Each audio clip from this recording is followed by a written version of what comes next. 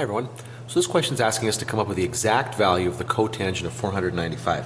Well, okay, first of all, 495 is larger than a full rotation.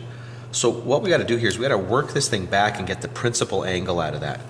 And so what we need to do here is subtract 360 from this to go backwards a rotation. And what we get there is 135. So these two angles here, 495 and 135, are going to be coterminal. Okay, and that's great here because if two angles end at the same terminal arm, then all of their trig functions are going to be identical. So for all intents and purposes, 135 degrees is the same as 495 when it comes to trigonometry here. So now let's take a look at 135. What quadrant is that in? Okay, well, it's going to be in quadrant 2.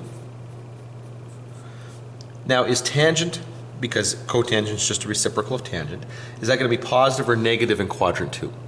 The answer is it's going to be negative according to the cast rule. Okay, now, what's the reference angle?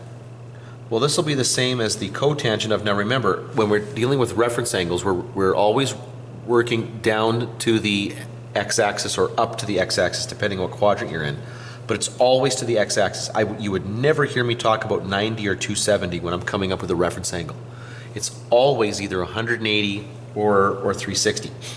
So in this case here, the separation is going to be 45 degrees. So we're looking at the cotangent of 45 degrees. Sorry, the negative, sorry. My mistake, it's positive there because it's the cotangent of 135 is identical. This will be the negative cotangent of 45 degrees. That's just the reciprocal of tangent, so it's going to be negative 1 over the tangent of 45, which is just 1. So this is just going to be negative 1. And that's the answer we're looking for.